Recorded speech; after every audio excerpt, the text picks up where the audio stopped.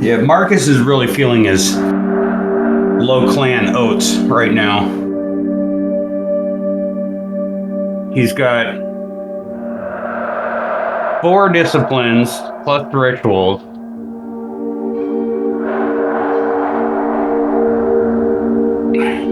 And he has the backing of a chantry. So he's feeling a little full of himself. And that's perfectly understandable. There's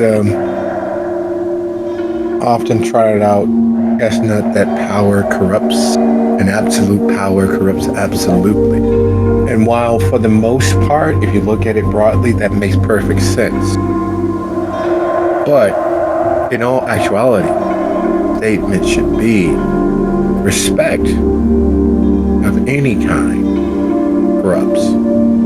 Yeah. And absolute respect corrupts absolutely until the respect is absolutely gone. There's always a tipping point where the behaviors that get you to your position of authority and eventual or incidental respect will be the same principles and actions that have you ill-suited for that position. As most people call it, the Peter principle, where you will eventually always rise to your level of incompetence because of your competence at other positions. Right. And in Marcus's case, while that eventuality, while that theorem and what have you is in the offing, in the far distant offing, because of him being so competent, because of him being so skilled, the height from which he will eventually fall has yet to be reached. He has managed to insulate and inoculate himself from the bulk of Kendrick society. He has managed to eke by beneath anyone's notice. But he is officially on the map. He has come to the attention of others. His skills are coveted. And as he stands in the waiting room with Anand angrily tapping her foot, looking at the gathered and watching as Diuma ceases to be, is something that should not happen, and she's greatly annoyed, not because another kindred is dying in front of her, but because someone had the unmitigated gall to circumvent the security of her new chantry, and they're going to be a mess over the carpet that has to be cleaned up. And this is your friend, isn't it? She says, moving closer to Diuma without actually touching him. Yeah, this one's mine. Oh, god damn it. Now the pizza shows up. Hold on.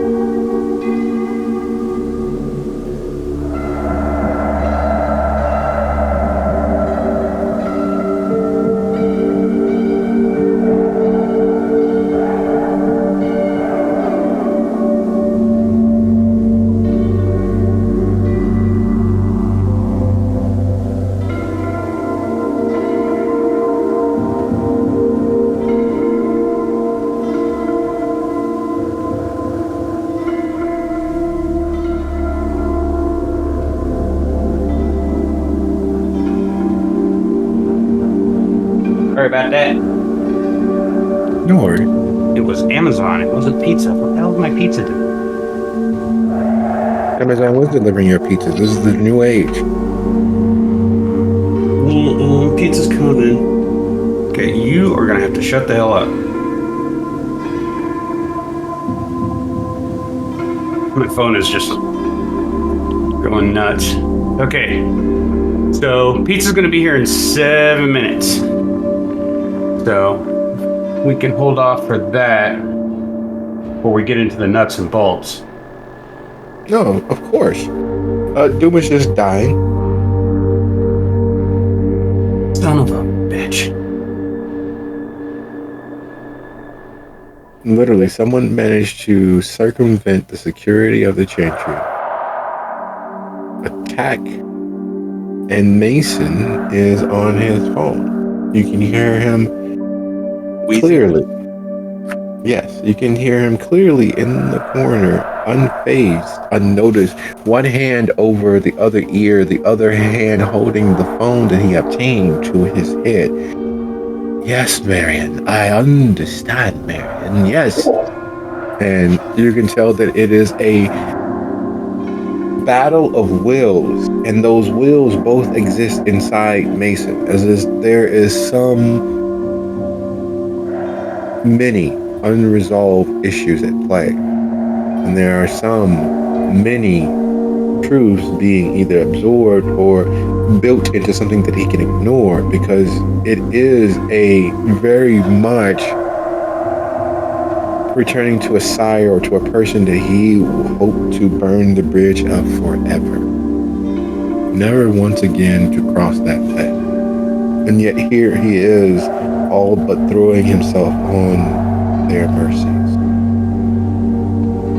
That's gonna be kind of sad to watch.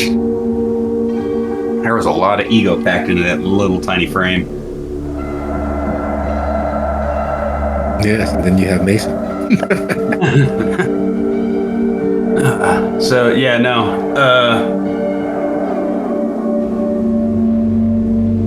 Despite the fact that they only killed one of the three, Marcus is actually feeling pretty good up until the time the door opens. Just because they managed to do something rather difficult themselves.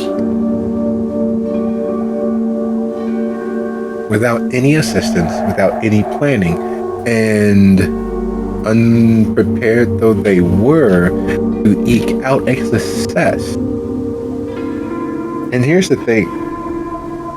There's no way that in his moment of listening to the conversations that the hierarchy of the three did not come up. As believed by the Chantry, the most difficult one and the one of the members they knew who would need to be assisted with was the Beastmaster, the master of animals of that triptych. He by far was the largest, the broadest, the most physically inclined, and as far as they were concerned, double threat, because he engaged in both willful and skillful hand-to-hand, as well as practicing the arts to the extreme level of mastering animals. Yeah, the birds were definitely a throwback to my childhood. Okay, pizza's right outside. I'm gonna grab it, and then we can do this thing. All right.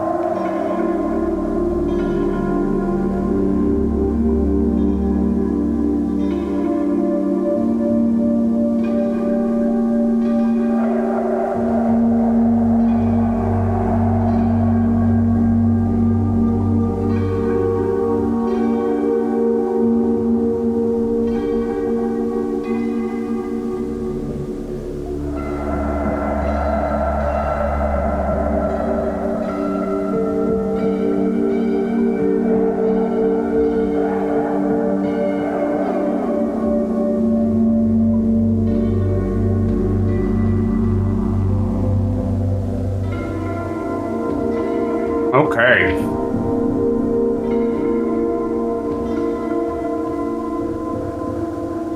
So, Mason is slowly prostrating himself loudly on a phone in a corner.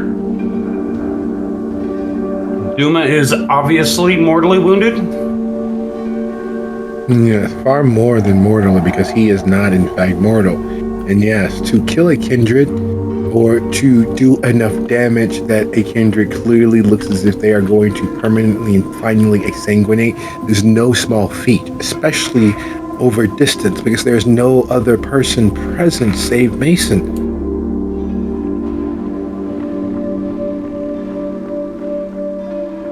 Okay. He is going to soil the carpet. Are you serious? Anon, big picture here. A vampire is dying in the chantry. Was not the first time. And she hasn't stopped her examination of the expiration in the offing, but she looks from you to him. So, seeing as someone has the ability of far reaching and is able to far reach and in such a person, how would you like to end, or how would you like to approach this? What is your diagnosis? And she quirks her lips and looks at you as if she's preparing for your failure of ability.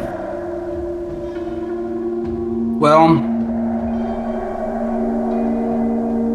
from what I know,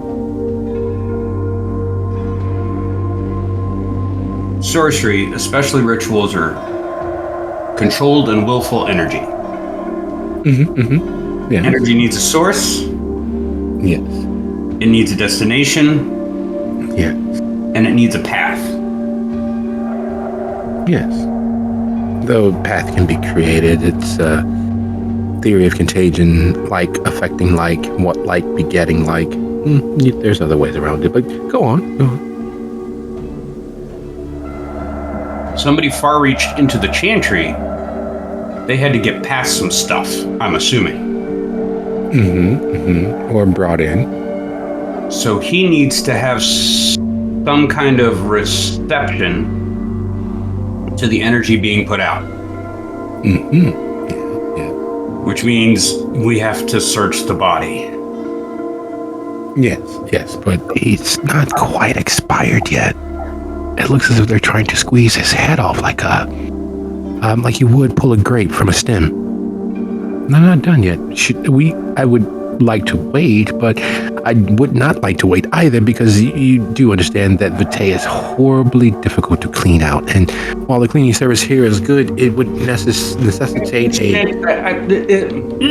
I understand the feng shui of a dead body would ruin your whole day. Let's see if we can find whatever is conduiting on his person. And I go to Diuma and start searching for things that are unique, don't make sense, or seem altered in some way. To be so kind as to go ahead and roll your wits plus occult. Nice, there they are. Nice. Woohoo!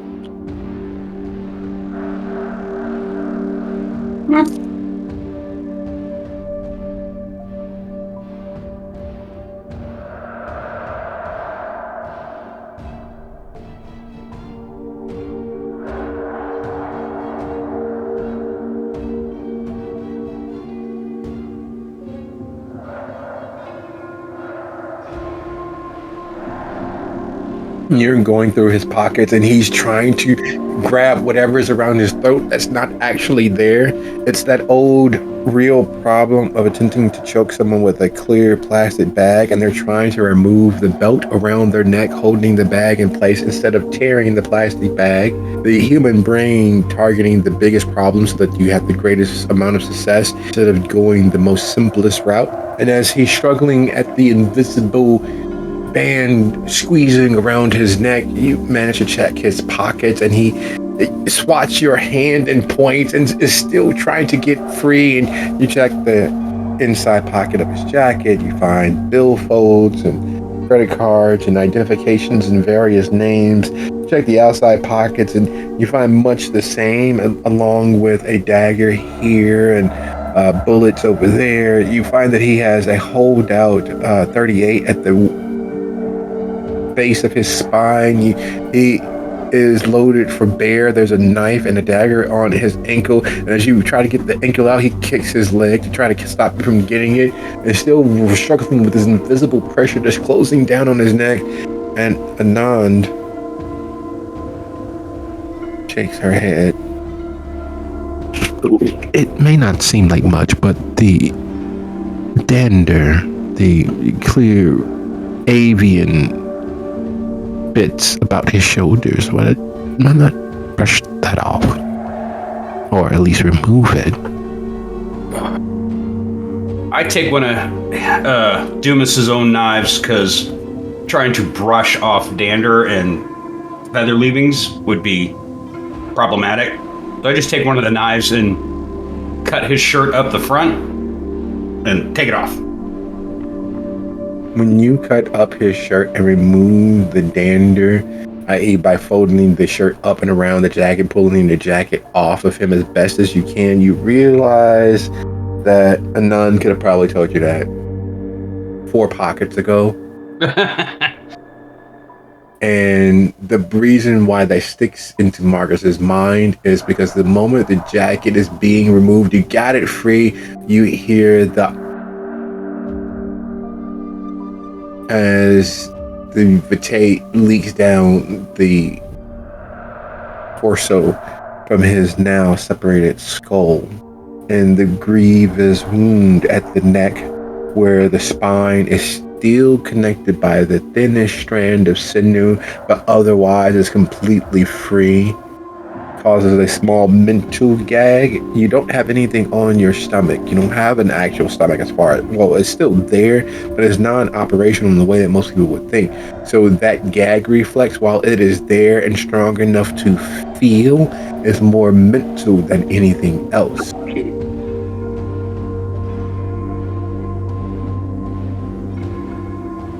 Really?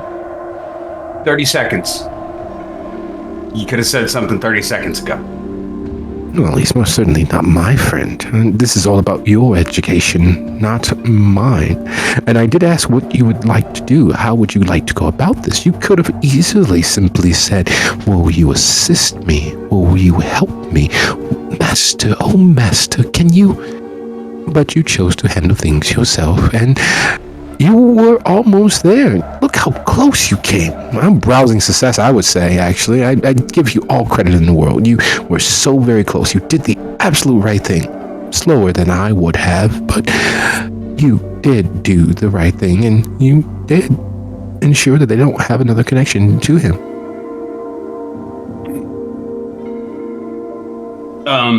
I look at Diuma and see if the severing was complete enough that there is no coming back. Oh, yes. The small, thin nerve, which you see, that's what you thought was sinew, actually is just a bit of the nerve running down from the brain stem down along the spine, is the only thing that connected the two. And in effect, the spinal cord was severed, the brain was removed from the body, and it immediately starts to age. You see that Diuma, for all of his vaunted speech and the fact that you met him almost a year ago, is in fact all too freshly dead. The body doesn't age. It doesn't age enough where you immediately can tell that he's no longer living. It ages, but only by a few months, only as if it had been where it is, dying and desiccating for a few months. And while that's a lot comparatively, it is nowhere near the dust or the viscous muck or the otherwise indistinguishable remains of the average kindred.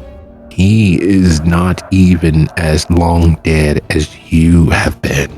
And now, not only is there a stain growing that needs to be taken care of, there is also the fact there is an actual corpse. Oh, darn. You have interesting friends, Magister. I seem to have very interesting teachers as well. Well, experience is by far the best teacher, and I assume that you will no longer attempt to honor someone's squeamishness. The first thing that you should have done was remove every item from his person. That would have left anything to affect him only being inside him, which makes the search far more easy to accomplish. I've recently searched the inside of another kindred, and I would prefer not to repeat that experience. Well, really? Turns out Leonetti was a bomb. yes, I figured as much. But I removed it. He lived. And That is a shame. I'm gonna need my hand fixed again. So now I'm looking down at this dead body, and I'm assuming Mason has ignored all of this. He's just in his own little world on his phone. He is 100% not actually there. He 100% is locked into this conversation with Marion. And as best as you can tell from this one-sided portion of the conversation, because like all Toreador, he has his volume turned almost completely beneath any notice, more than a few inches from the receiver. It seems as if he is attempting to apologize. And if he's attempting to make amends, at least verbally. You know, he was a gifted writer. You know, he indulged in a mountain of fiction. You did not realize, based on your close proximity to him and how much you guys have shared, that he was as skillful with the use of the English language. Because you've never actually seen it in practice from him. Yeah. Usually it's banter, not literature from him. Well, this puts a damper on my day. I had many plans for Diuma. So much blackmail, so little time. And we can find out who his maker is. There's still time for that, now isn't there? Well, if he was made in secret, that could be useful later. The Ventru taught me anything, it's take advantage of everything. Well, here's the question. Do you believe that someone so ill-suited to continued immortality would not have been created in secret? Having worked with him, he may have talked his way into this more than it was thrust upon him. No, one of those. Yeah, there's a reason he was taken by who he was taken. But he does leave an interesting question. How important is this rug or carpet, whatever you call it? Well, normally it isn't, but clearly you want it, so now the value has increased. Well, I was thinking it would make a darling death shroud.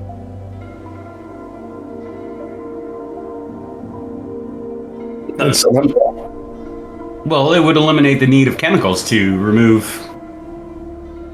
what remains of the good professor. A professor? Yes, of course. Of course. So, Marcus, because he doesn't want to look at a beheaded body at this juncture in his day, rolls Diuma up and sets him mentally aside for a moment. And you hear Mason, Diuma, would you please? I'm in the middle of a conversation.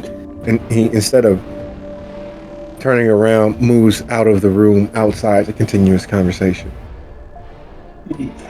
My face palm is audible at this point. Because as he walks by, I see the black veinage and desiccation that's been creeping all over his body. So,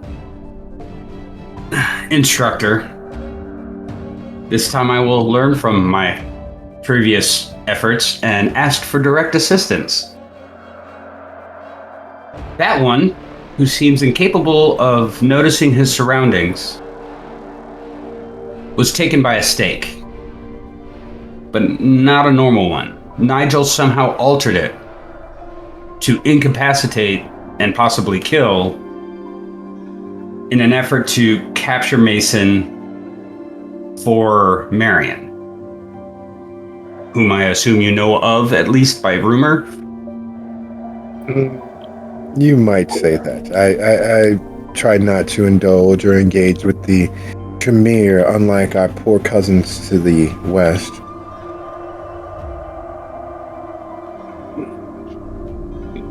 My friend, my little friendly Rose here, has been in an on-again, off-again relationship with Marion, who, perchance, is his sire.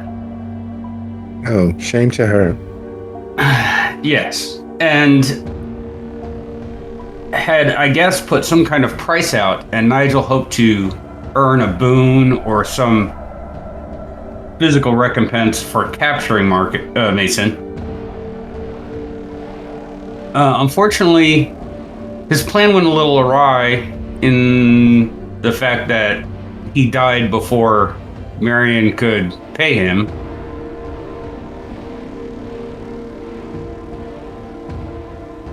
But the poison remains. Oh, it's a good thing that poison doesn't affect kindred. Unless, of course, in his poisoned vitae. Though what you seem to be describing is beyond your pale, clearly. There are several rituals we can enact that causes a stake to strike true and instill permanent death in a kindred, anyone of note anyway. If your blood is strong enough, it will end you. If your blood is not strong enough, it will simply place you into you'll survive. Well, I was hoping that my dear instructor, in her infinite knowledge and experience, might have an idea that would allow us to strengthen Mason to get past this. If I might say so myself, a little suffering might do that one good. Then he might rise to the occasion of being a full kindred of note eventually, especially with his pedigree. Well, Mason has improved because he has suffered. He has, in fact, been tortured more than once in the last several months, and his demeanor has greatly improved and become much more in line with the calls of his blood. When I first met him, I thought he was a Malkavian, but now he's actually showing his rose. You imagine how much more he might grow with a little bit more suffering. I would just like to avoid it knocking him the hell out again. Because last time we had to get Decibel to help bring him back, and that created its own set of problems. I don't want to impinge on my sire's largesse literally the day after he became my sire.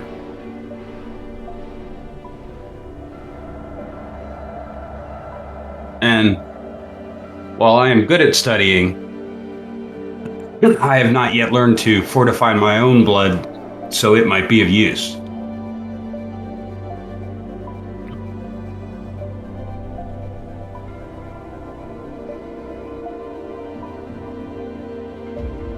I don't know why I'm so soft-hearted. But if it is what I think that it is, and I'm fairly sure that even you wouldn't be able to miss certain details, was the stake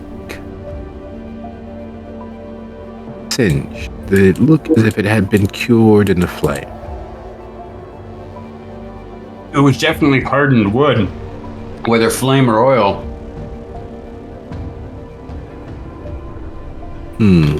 But Nigel seemed rather fastidious in his working, so I'm thinking if the process had marred the wood, he would have cleaned the wood afterwards before using it. So fire hardening is the most obvious.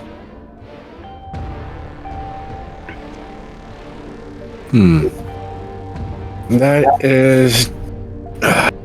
is very, very, very, very bad for your friend. There are rituals that many can't manage, and most wouldn't even try. There is the ritual called the Shaft of Belated Dissolution. It is a very, very mortal ritual. It possesses a stake with the ability to usher in final death to the kindred that it touches. If there was a way to delay the process, if there was a way to offset that, I believe that if any, it would have been the warlock of which you speak.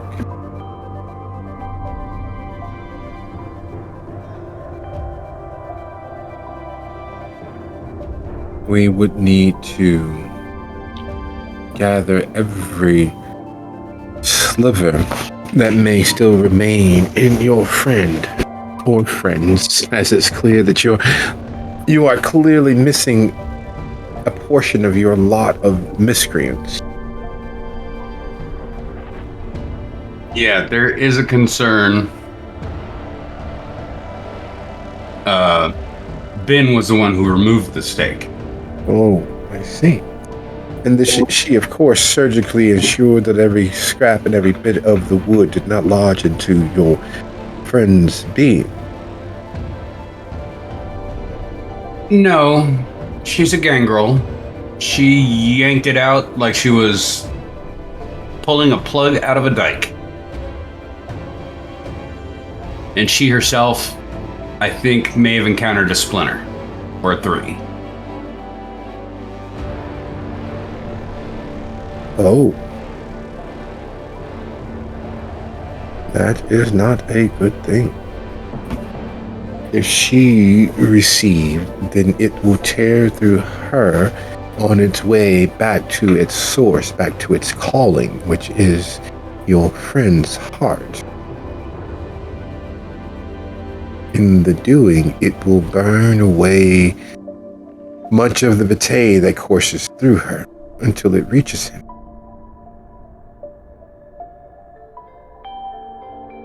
So she's got a radioactive pellet that is trying desperately to get back here.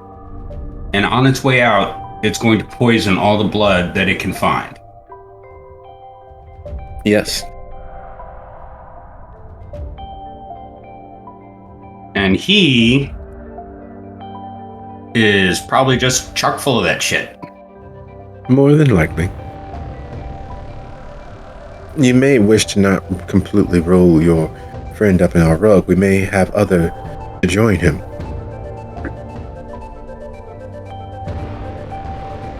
Well, the stake is back in the van.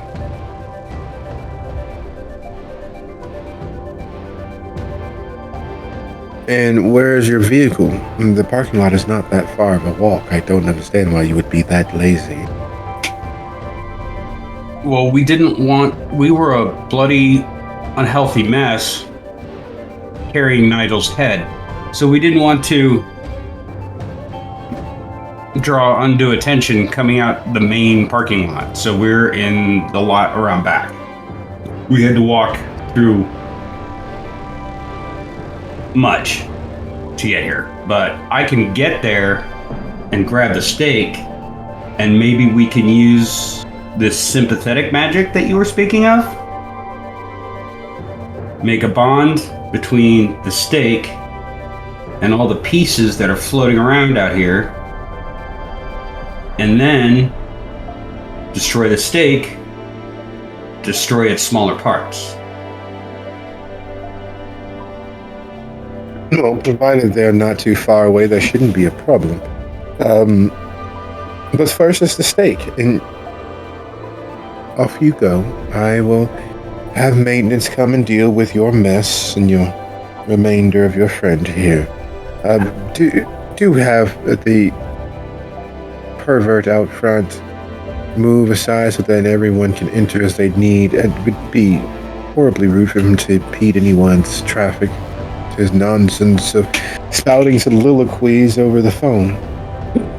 Yeah, he's waxing a wee bit poetic at this point. Okay, so with her dealing with this, I run out, I find Mason. You don't. Not anywhere? You run out front and you see Mason crossing the quad and stepping into a powder dark blue limousine. Do I recognize the limousine? Is it the same Sure. one? It's the same one from Nigel's? Yes it is. Son of a bitch. Okay, that's Mason's bridge to burn, and Marion would tie me into a pretzel. And her thugs would probably just riddle me with holes. This is no longer a problem I can deal with. And I say a silent prayer that Mom taught me before she realized that I was going to be an atheist. Basically throw him a, "Y no me sante. Adios, muchacho." And then I'm going to use Fleetness and Blink to get to the van and back. That it unfortunately is too far away for Fleetness to be of any real effect. In the moment, it would be great, but there's a small bit that you've forgotten in your headlong rush here. Mm-hmm. You all ended up here on foot because you drove the van through a building. We did. Son of a bitch. How far away is the van? Oh, it will take you roughly 35 to 45 minutes. You all were running in a gaggle of waiting birds of prey. You had to backtrack your pace, well, your route, and find which scene of carnage you all left the van at. And with the amount of time that you've all been here, it's a good chance that even at this rate, that GPD has towed the vehicle. Well, I'm going to haul ass and in the right direction, and I'm gonna look for ambulance and cop lights, because that'll tell me where my shit is.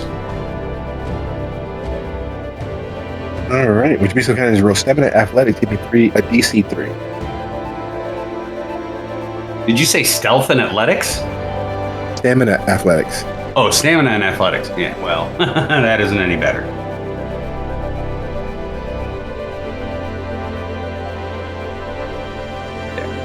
I didn't burn any blood yet. I'm still wounded. Oh, crap. Wrong room. But it worked. Wherever you decide to roll that at, you can do it in open play. Yeah. There's literally almost no chance I'm going to make that. Oh, wow. Yeah. Yeah. You only got 2 die. You need a critical. And at that point, that'd be a messy critical.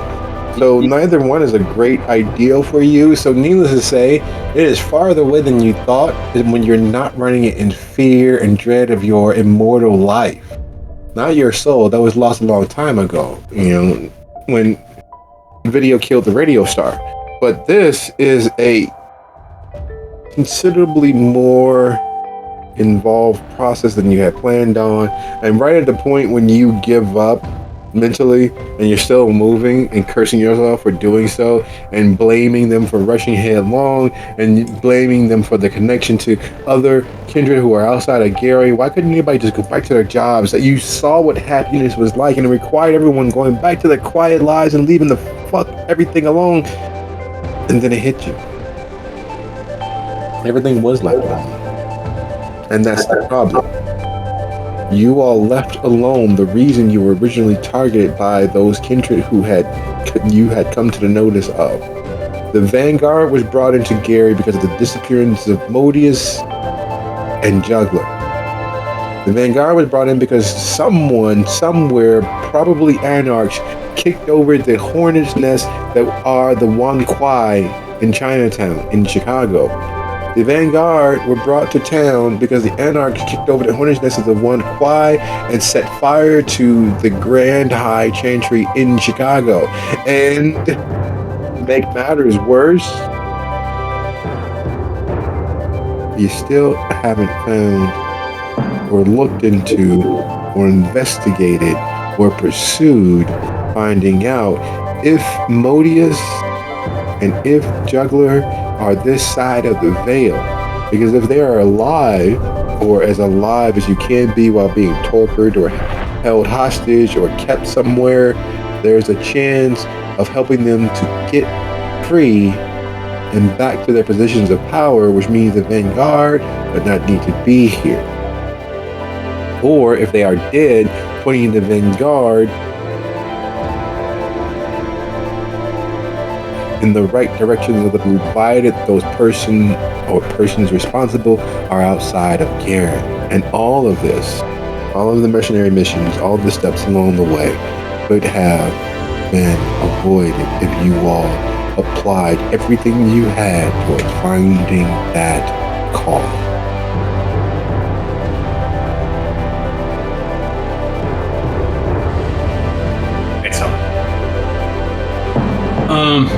Well, craptastic.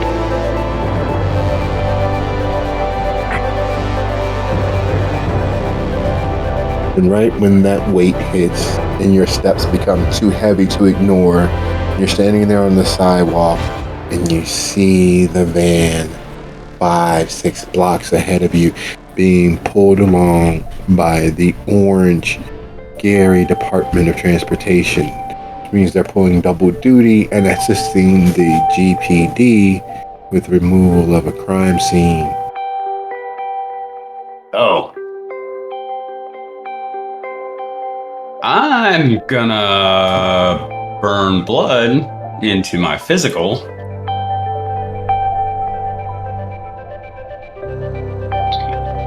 And not lose a hunger. Yay! And dump it into dexterity and haul ass after the van. All right. Well, it's a contested role, though that the driver doesn't realize it's contested. He's just trying to get through his shift and get this piece of shit where it needs to go. So to be so kind, extra roll dexterity plus athletics and celerity, you can add that as a die. As one die or as my points in celerity? As your points in celerity.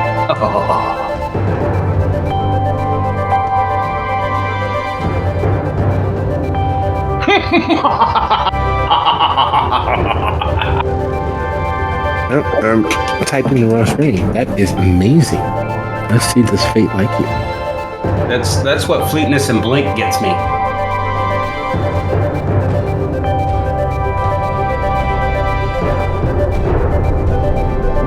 Well, fate likes you.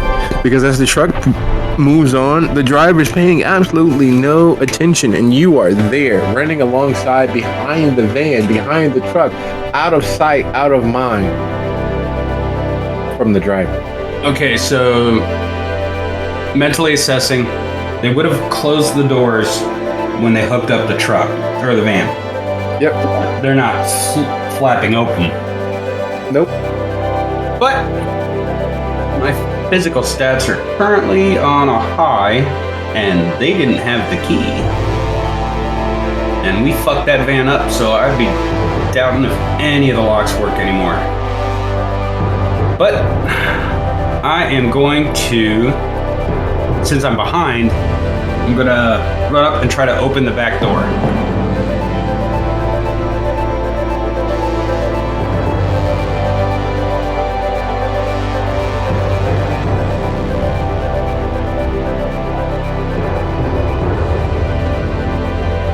easier done than said. The moment you touch the door, it begins flapping open, scraping against the ground behind it. You are still beneath the notice of the driver, but only because he's on the phone with someone who you clearly rather not be. Mm-hmm. You can almost hear the annoyed sigh and face palming from where you are. Hey, thinking quick because because it's a moving fucking vehicle. I'm going to blink into the van. That's at the end, another matter of easier done than said as you traverse your way into the van. Now, do you have anything such as cat's grace that would help? I have rapid reflexes, which gives me a free dex action, and I have fleetness. So I can move really fast, and I can dodge really fast, but if something really untoward happens, I don't think I get an advantage. No advantage, but the ability to move quickly is definitely a help. You, because of fleetness, would have a 2-die action. Now, as the vehicle is moving along, there's no one inside. There's no reason to be gentle about the way that he is towing the vehicle. It has already been totaled as far as anyone who looks upon it can ever see and say. So there's no real care to do anything but make sure it doesn't pop loose of the hook at this point. So the speed is far faster than it should be. The care towards avoiding potholes is non-existent, and you make your way into the vehicle. Please roll your dexterity and athletics. Your target number is 4. Dexterity. Oh, athletics is not a concern. Woo. All right. I am ready to start marking off health. That is exactly what you need to do at this point, because as you are making your way through the perilous jungle gym that is the wreck and ruin of what's left of this van, thank God you did not pick up the insurance, because you'd have to be paying out the wazoo, because this is total. Hopefully you can fix that later, but all the same, you hit a bump that sends your head into the ceiling. You recover quickly and try to hold on as he hits another, and you know exactly what road you're on, because you have lost many shots and struts and having to visit Ben excessively when traveling down this particular road. It is filled with the potholes of Christmas past, present, future, and Christmas as carried out by Krampus. It has killed more vehicles and cars per capita than the standard Hollywood budget for an action movie during the 80s. By this, because Marcus has a very multifaceted mind, so he has this lingering side thought of, wow, this guy really doesn't care if he fucks up his work truck, and he really doesn't care about what he's towing.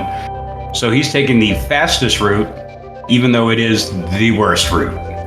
Yep. And it's clear you lucked out on most of the pernicious, painful moments of relationships. The few relationships that you actually had that you never let anyone know about were quick and in the moment. They were hookup culture before it became a thing. It was, why not? You're here, I'm here. And then nothing else was said about it. But this is that painful, debilitating conversation you are having with someone that you felt or you feel that you really care about, but right at this moment, the only thing that will make you feel anything towards them is wringing their neck and watching the light go out. It is that talk that has you unsure whether you want to go and run into traffic or throw them into it. Whether you would like to hold them as passionately as you can while you fall onto a train track. It is that conversation that strikes to the core of why am I even doing this with this person? I must really hate myself, because they certainly do. It's that conversation that he's having. It's that conversation that's taking his focus. It is that lack of focus that causes the jangling, jumbling, smashing, and breaking that happens. If Marcus was anywhere near actually living and breathing, he would be contused, bruised, and well on his way to needing emergent, immediate care. And in the middle of all this, I'm rifling through the van. Yes. And I'm asking myself the same fucking questions. I'm doing this for Mason. Why am I doing this for Mason? More than once we've tried to push Mason into a wood chipper. Oh my god! But I'm still looking for that goddamn steak.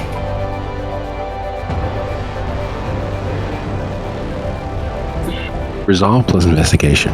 Oh, thank God. Okay, maybe not. Oh my God.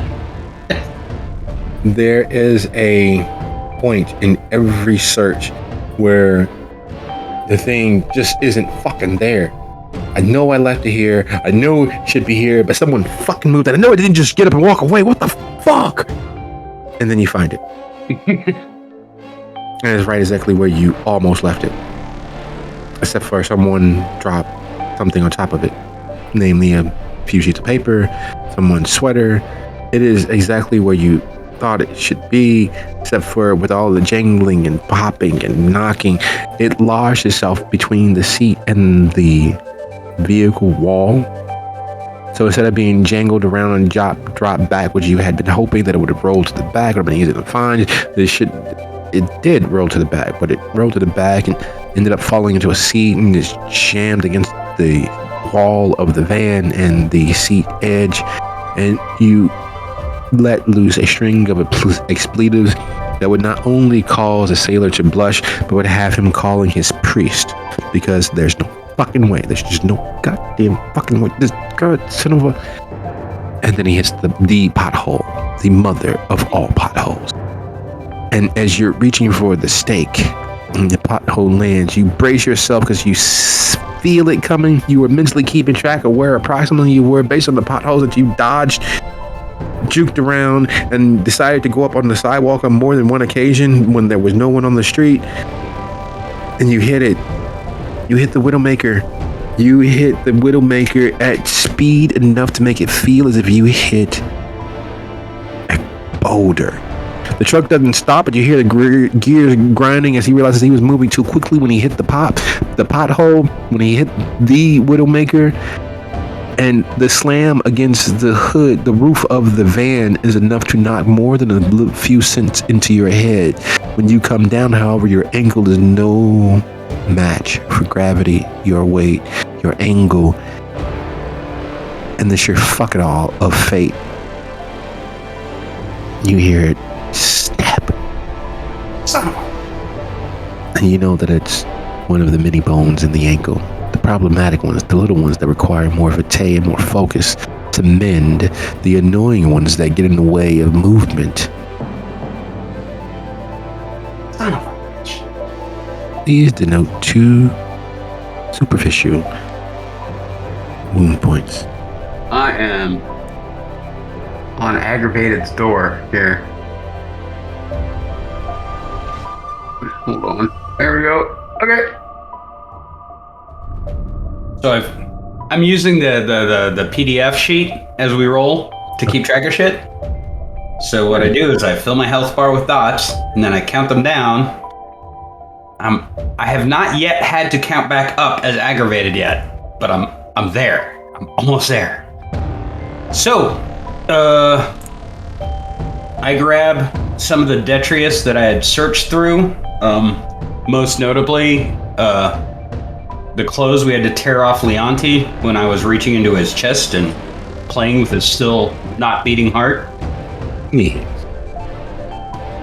And my broken ankled ass grabs the steak because there is a 50-50 shot the driver will stop to make sure his load hasn't unhooked or Oh yes, you feel the acceleration easing away and you watch outside as you're moving towards the side of the street. And there are several things that you could do to help him with whatever's going on in his life. 1, never stop in Gary. 2, never take this road if you're doing anything more than 7.5 miles an hour.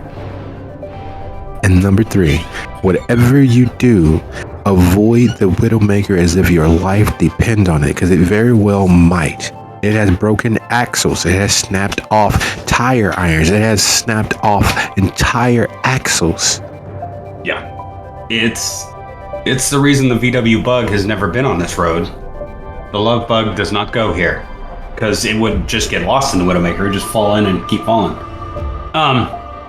Okay, so he's stopping. My ankle's broken. I've got the steak wrapped in a shirt. I need to get the fuck out. So rapidly, I'm going to burn Vitae into my ankle, specifically.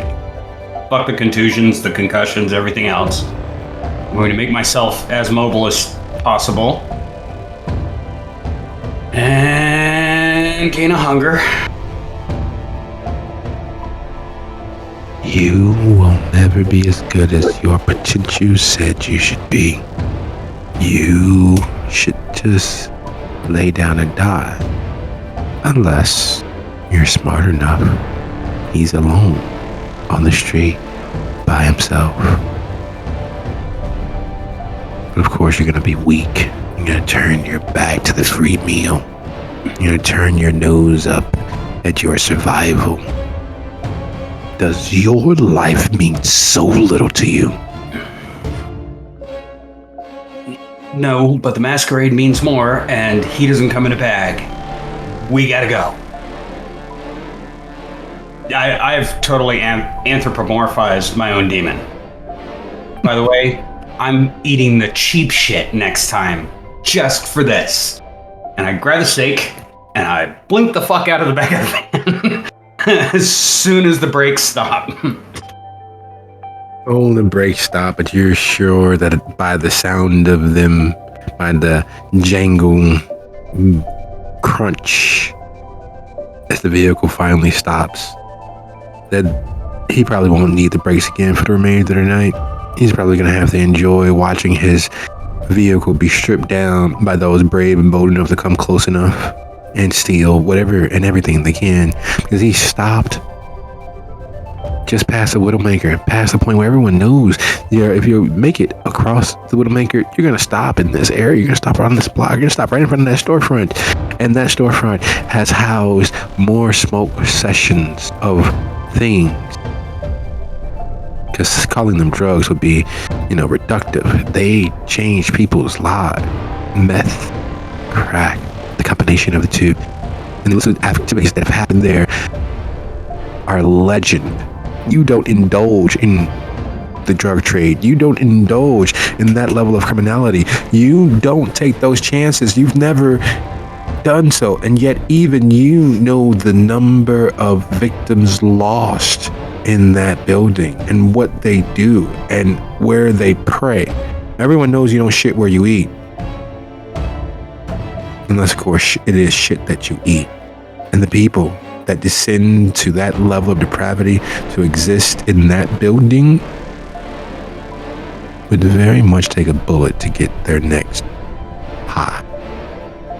Yeah. They take a knife to the artery and leave it in as they smoke their last few moments away, as their arterial blood would force the knife to jangle and move just enough for them to continue leaking out their life.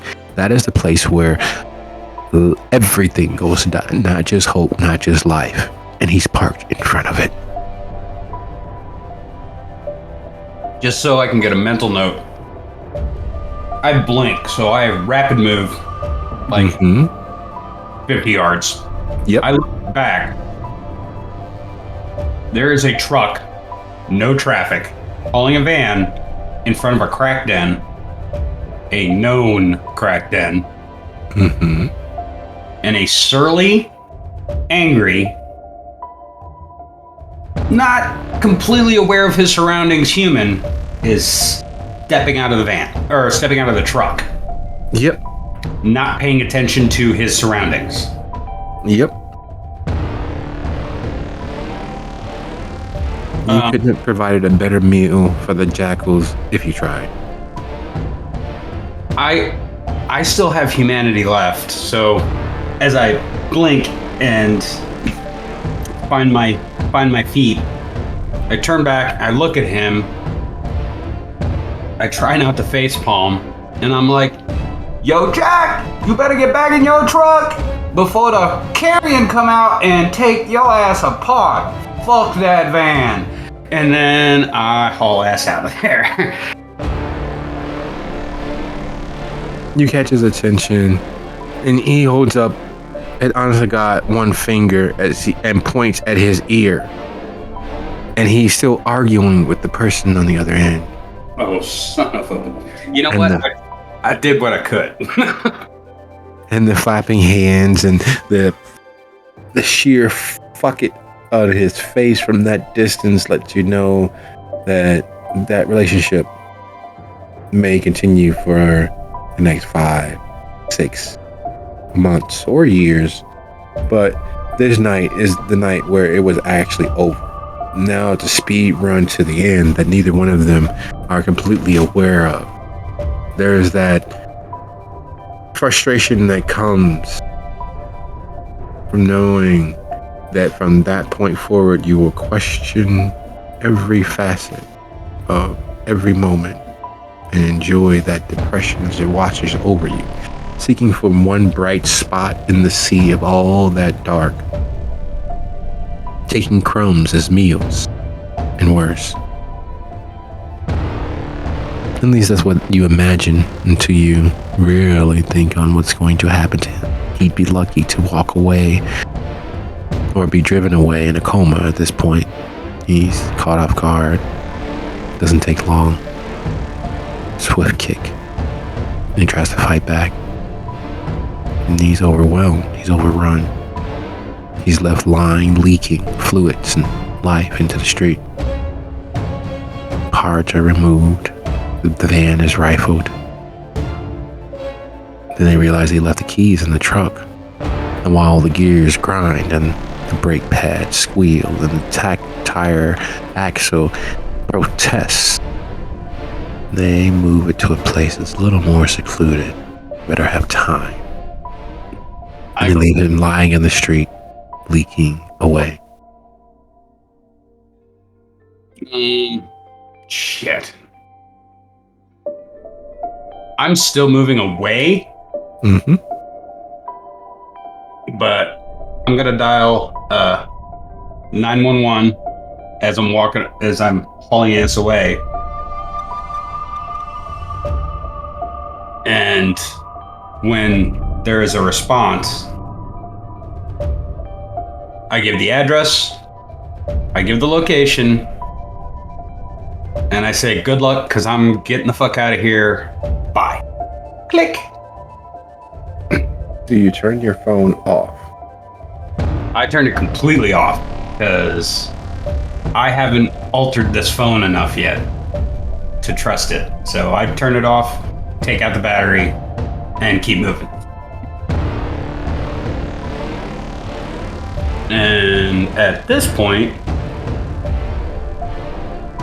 because I am tired and hurt, beat the hell up, I'm going to do unseen passage. So I don't have to worry about hauling complete ass, so I can actually take a more humane approach to movement for my own physical condition, because I only have 2 health left. And look at that. The pain that you thought you left behind upon death stays with you with every step. Even bending the bones, what most kindred ignore, most kindred have inured themselves to over the years, is the fact that that amount of mending in such a small period of time, especially willing it to such a small area, has that several weeks, 8 weeks of what humans heal, you are mending in the blink of an eye. And as the Vitae washes the area, cleanses it of its brokenness, that pain is still there with each step. 8 weeks of healing, mended in the blink of an eye. The only thing left is the pain of all that mending, that dead flesh being melded back together, that human mental agony. And it's relatively early yet for you, always being a night owl from your living days. This is early for you, yet it's quiet enough that you get to watch the night affairs of Gary. Moments later, moments way later, far past the mending, far past the horror, far past watching all of the travesties of life happen around you as you make your way back toward the college campus. You arrive just as a dark van is pulling away. The sort of van that you've recognized several moments throughout your life. It's the medical examiner's van. No signage, just a gray van. Most people, when they think that the medical examiner, i.e. the crime scene disposal and cleaners arrive in, it's going to be a white van. It's going to show who they are. It's going to have names blazoned on the side. No, they use nondescript work vans to arrive and haul away bodies and parts and cleaning equipment used to scrub down a crime scene.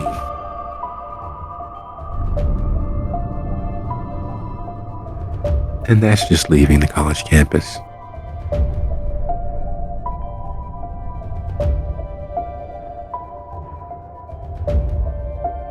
Why? Did you really think that was gonna work? I need to find Anand. I head for the chantry entrance to the building. I'm still using unseen until I see members of the chantry. Well, that's easy enough. Anand is there having a smoke and a talk.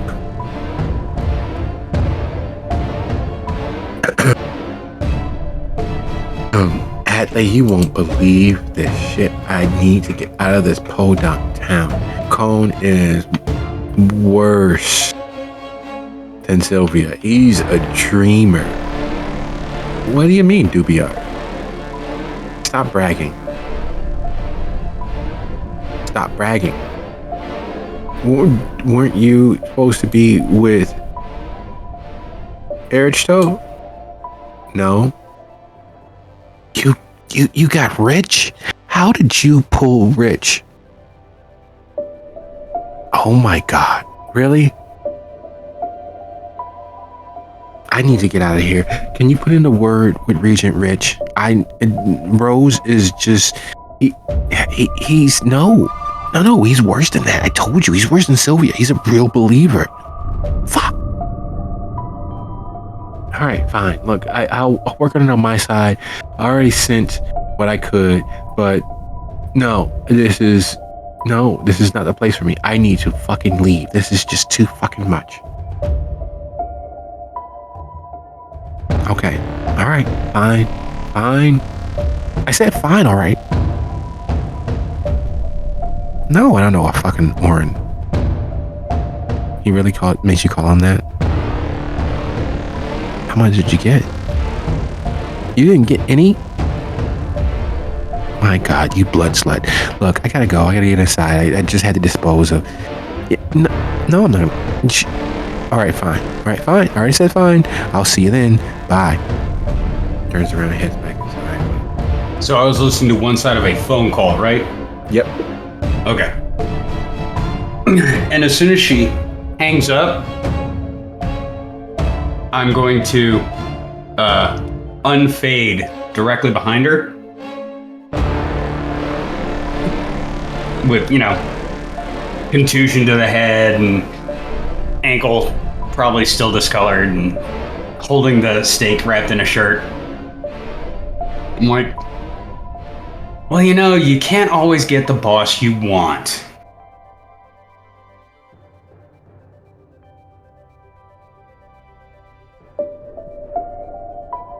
She turns around and it's clear that she is restraining the natural responses of hearing a voice close enough to have done harm. Oh my God. You look as bad as your friends. What did you get up to? Ever jumped into a moving van being towed down 25th Avenue? Why would I do that? Just don't. I got the steak. Why would you do that? Why would you put yourself at risk? Why not wait till it gets to where it's going? Oh my God. I was on foot. You wanted me to run all the way across Gary? It's not like they have a wrecking place in Gary. They're not going to trust an impound lot in this town. I'd have ended up in Dalton before that guy pulled over. No, I don't think that would be a good idea for you. You definitely are not tough enough to survive in Dalton. It's not a matter of being tough enough. It's just really far, and I would have not gotten back until tomorrow. And anyway, I wouldn't have heard your wonderful conversation. What do you think you heard? You know exactly what I heard. Do not play those Tremere mind games with me because I was taught by the Ventru. You know what I heard. You don't like... I understand. I get it. I happen to like Regent Roan's thinking. But it's not for everyone. And I get it. Also, I understand not wanting to live in Gary. I get that too. Just remember, when you're making fun of me for not knowing anything, I was born a Caitiff, and I can do things that none of your little warlock buddies can do. And I get... This is a direct attack on her willpower, and I get a bonus for my lore sheet. Automatic success, plus a dice roll. Mm-hmm. Which I'm trying to figure out what the hell the dice roll is. Hold on. Let's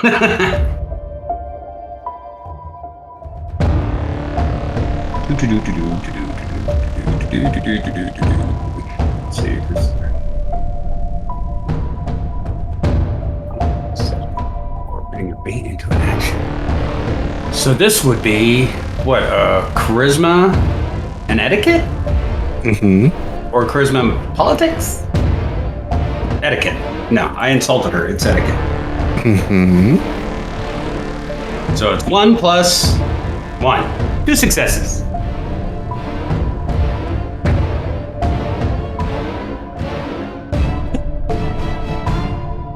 And that was just a willpower bitch slap for fun. Because she's been kicking my ass all day. Okay. She can hit me back now. All right, sounds like your plan. So, with an over-exaggerated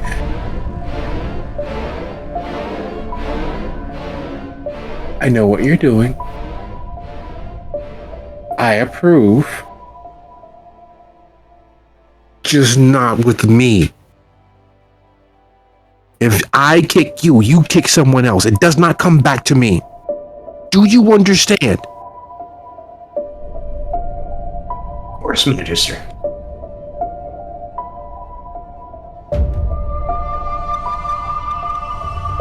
Hey, how bad are you injured? I'm fucked up. I healed 1 point to get my ankle working again, so I'm at 2 health. And you don't know any mending spells. I've been a wizard for 27 hours. You should have already had your first crucible by now. You should have already looked too deeply into the shadows. You should have already found the first horror that's going to harrow you for at least a decade by now. What the fuck are they bringing into the chantry these days? Look, here's what you're gonna need. Here's what you're gonna need. You're going to scrounge on the campus and you're going to find a lost item. You're going to find a discarded steak. You can buy it if you want. It really doesn't. That aspect of it is not necessary. You don't have to find it. You just kind of gotta get it. And if you can't find a steak, you're gonna need at least 4 pounds of ground beef. And then you're gonna need a human finger. You can use your own because you quantify as human, but just barely. And then we can get you mended a little more presentably than what the hell you are right now. You got an hour. After an hour, deals off. I'm not gonna fucking help you with this. This is something you should already know before you were even accepted in. Of course. I'm trying really hard not to be smug.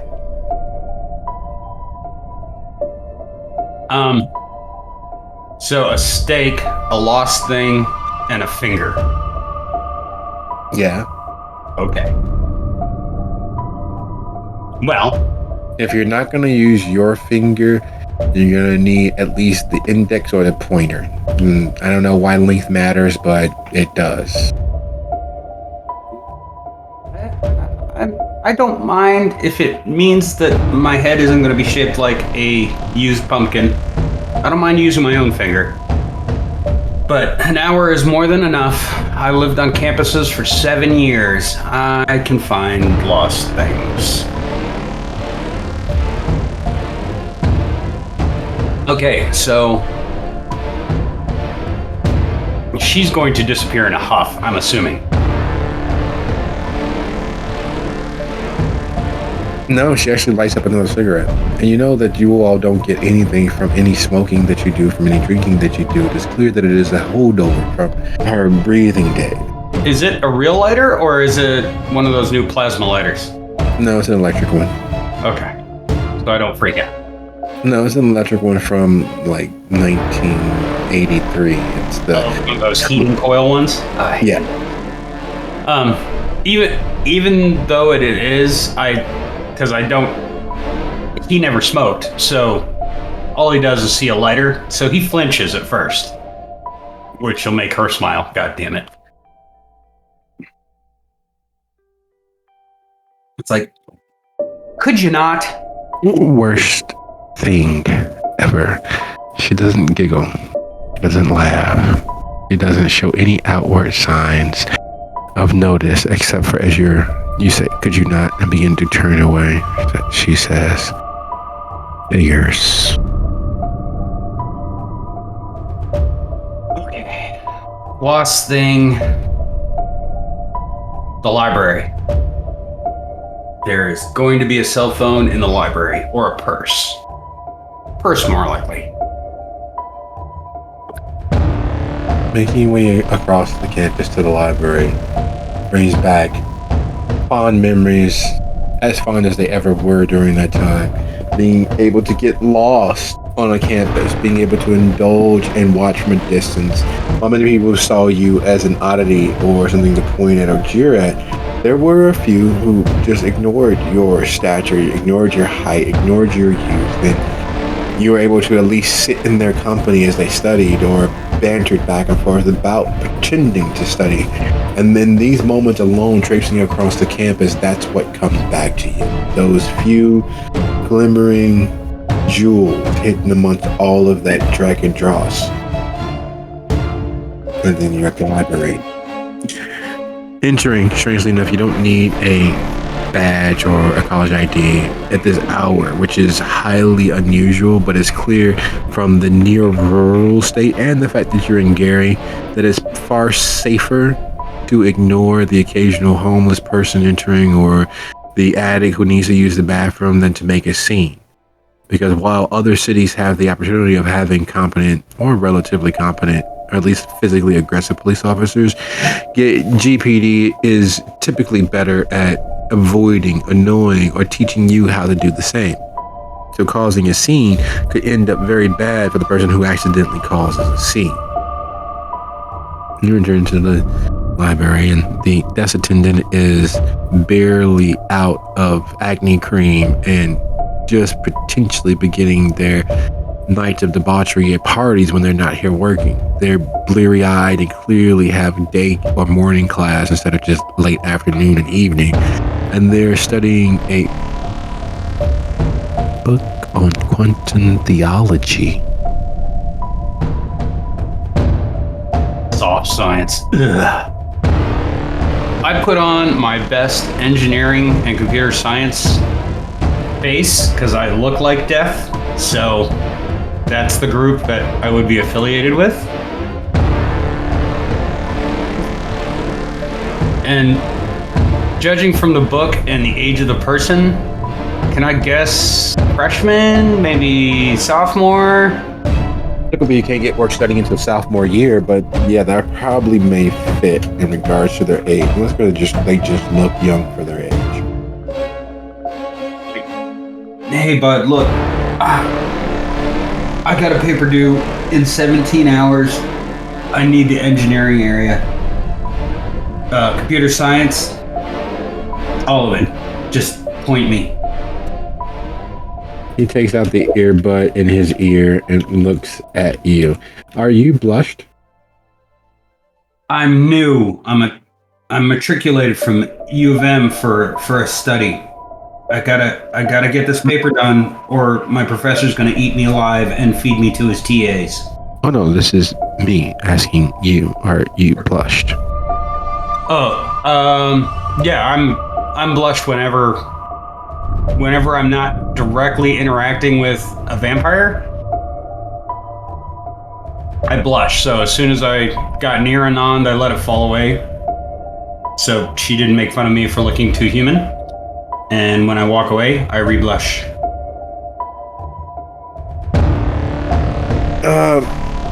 Computer science, that's on the 4th floor.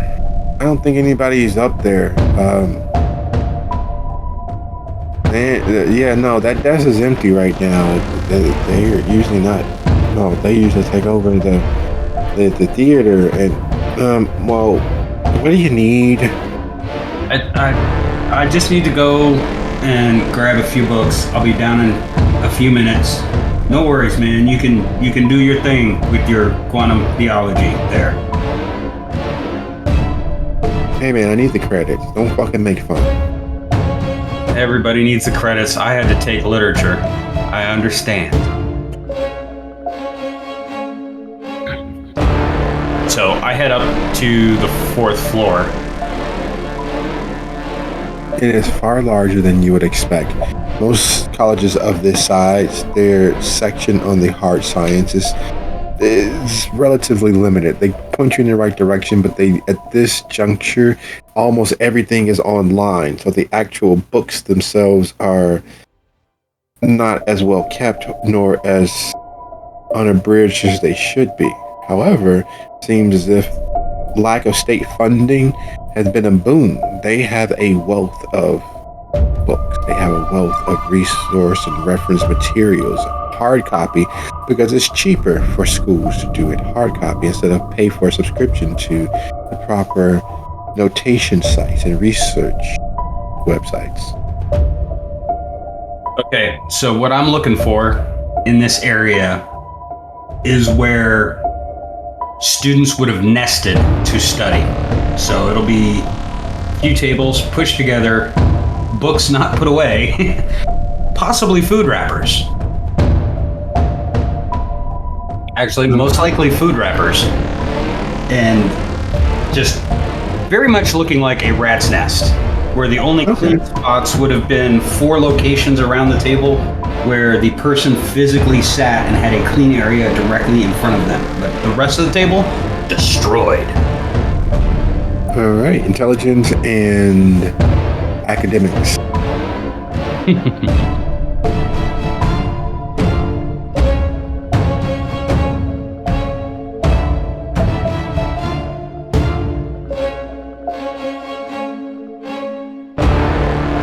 Nope.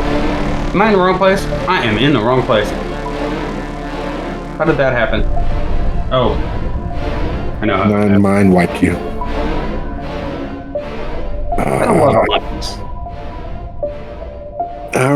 Well, that is not the most advantageous. So at this juncture, having fallen considerably short of close to the goal, you may succeed at a cost, or Oh no. There's a computer nerd somewhere that had to study today for something, and I will tear this building apart.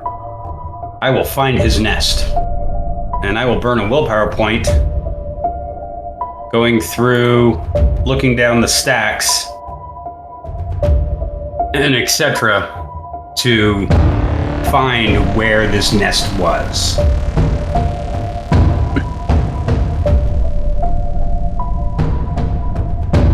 I just need to find something that was lost. It doesn't have to be financially important. It just has to be lost. So, pencil, pen, paperclip. I'd prefer something a little better. Like, he left his notes behind. That would be funny. But somewhere in here, there's a nest, and I will find it. So I burn a willpower point to 16. Okay. What do we got? What do we got? What does fate decide for us?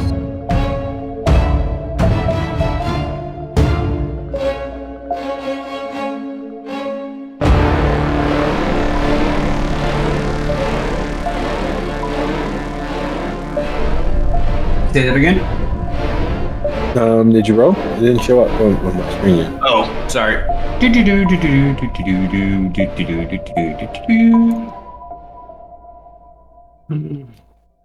I always forget to press shift. Nah.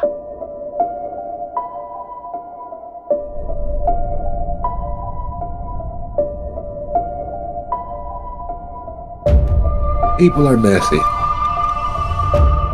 They leave the signs of their habitation all over their space, which in this case is not really their space, considering everyone here is sharing space with everyone else. It takes far longer than expected. In fact, so much so that it more than once has him looking at his watch. 3 minutes turns into 7, 7 turns into 10, and as it's nearing the 12th minute and the sweat begins to build for immediate drenching release, you find it. A small little composition book filled with notation. Huge long strings of data used in computational engineering, the very foundations of building the future. And it might as well be Greek. The basis of it, the understanding of the syntax is one thing. To what end is this mess, this mass of notes with scribbles marking out certain signs and others added in its place? It might as well be a recipe for chicken soup as far as you're concerned, because none of it seems to make sense. Fucking There, ads.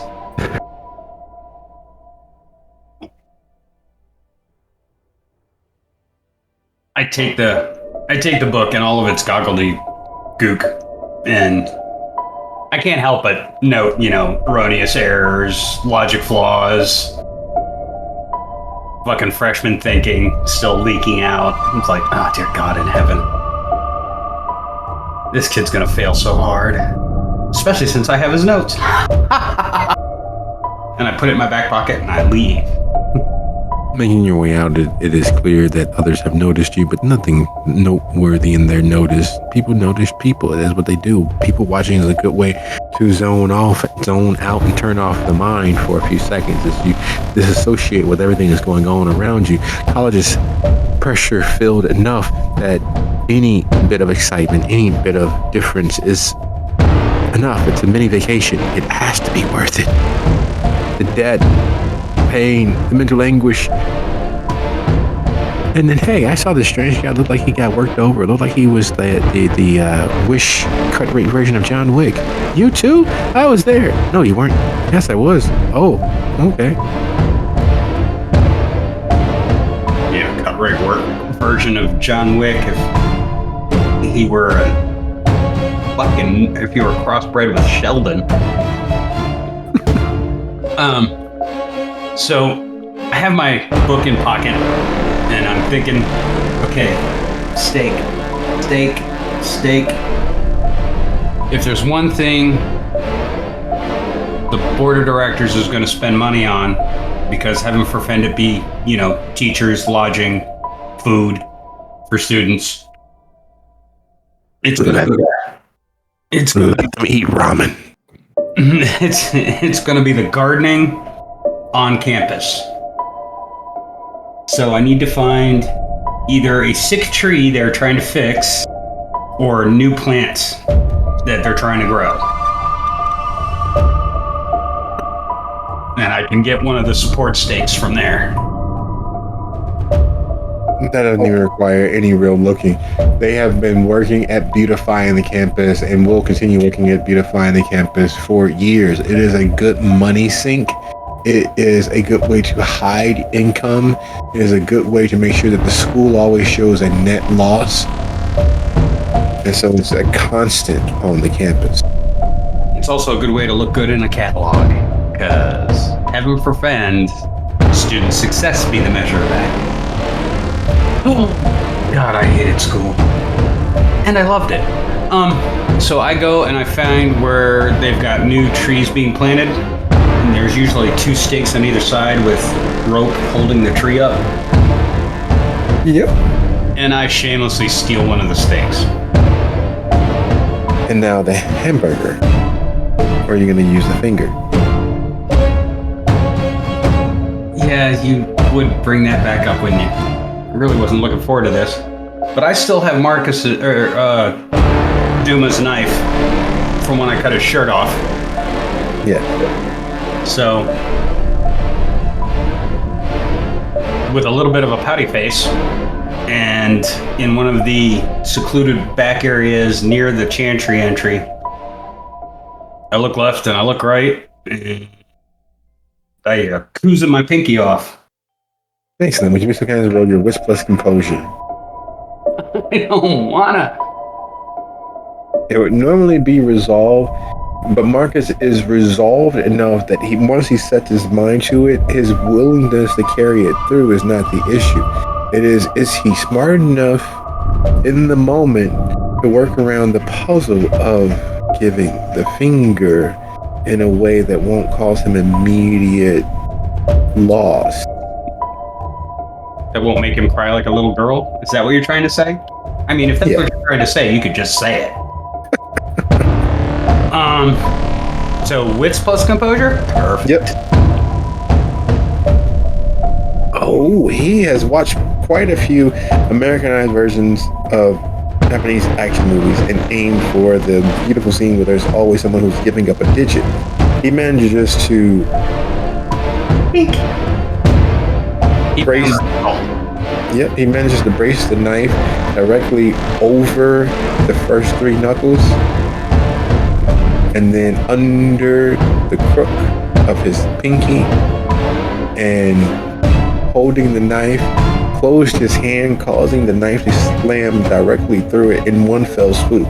No pressure, no applying skill or any real focus, having him focus on just what he's preparing to do.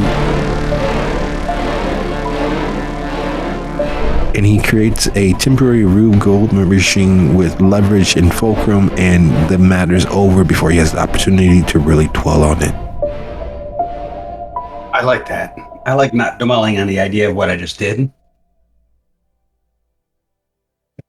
Moments later, he finds himself back entering into the rear of the chantry building.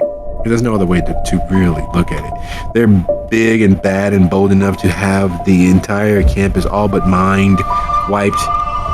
They are big and bad enough to have installed little small insignias around the building letting you know who owns this space. They are big and bad enough to take up nearly the entirety of the building for their own purposes, and are getting away with it. So making your way in, You find Anon waiting for you at the interior waiting area, not where most non-kindred, well, not most non-chantry kindred would be waiting or even allowed without escort. But she's waiting there because it's clear that she doesn't think you're going to follow through. She won't have to follow through on her most recent and only rememberable moment of compassion. Oh my God, you actually did it. All right, well, I guess I'm not leaving anytime soon. She picks up her purse and her coat, which she has already draped over her forearm. Right this way, and you can hear the click-clack of her heels. She leads you further in, avoiding most of the pranks but stopping short of the third. We'll use this room. And inside is a examination.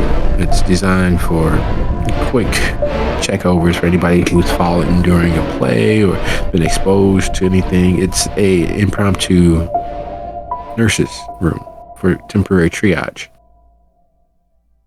She takes the implements from you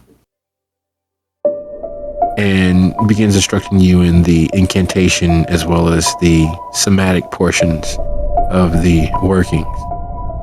And then she asks for you to snap the palm of your hand. You need a little vitae for this.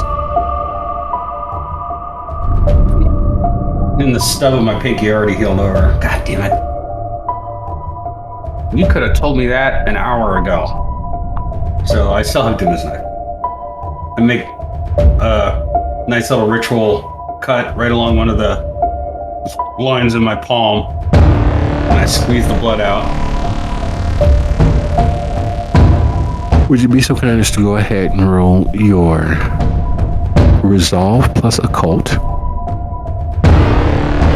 and then your intelligence plus blood sorcery. Your resolve plus occult will add or detract from your die pool for your Yay! blood sorcery pool. Oh, look at that. Intelligence and blood sorcery, you said? Yep. And +2? Yep.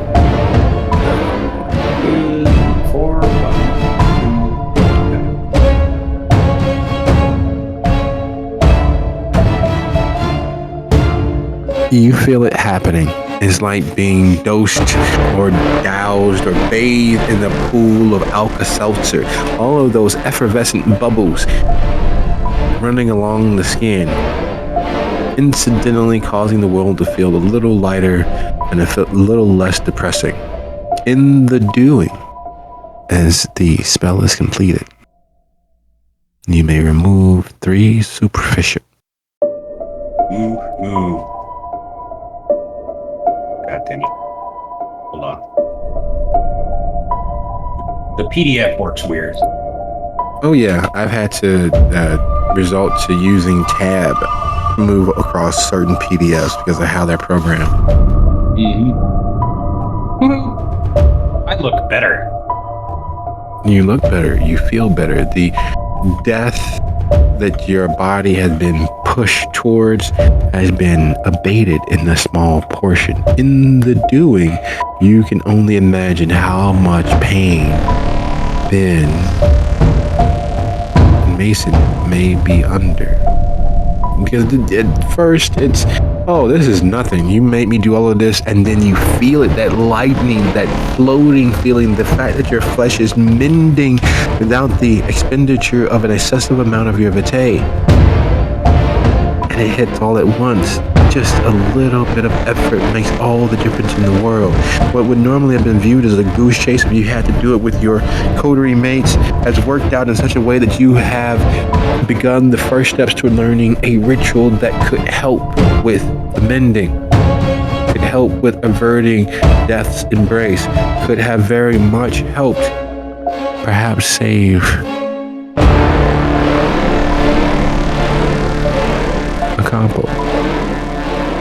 Could have very much helped save Diuma. Could have very much helped save the people you've lost along the way. People who've given themselves over to the cruelty in kindred society. And if Anon knows it, you are sure, without a shadow of a doubt, that the other more experienced premier would have at least been taught the basics of it or have an idea as to how it might work. And yet, the chantry keeps such things to themselves. And with that knowledge, we draw to a close for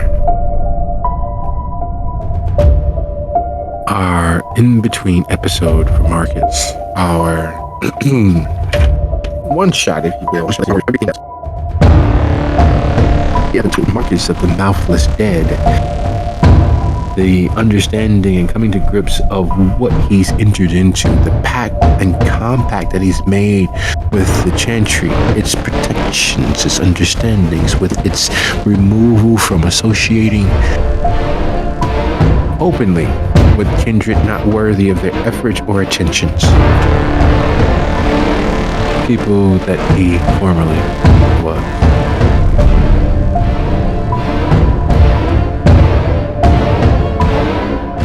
And with that, good night, good sir. Thank you for the episode. I can't wait till we see what Marcus will wreak upon the world.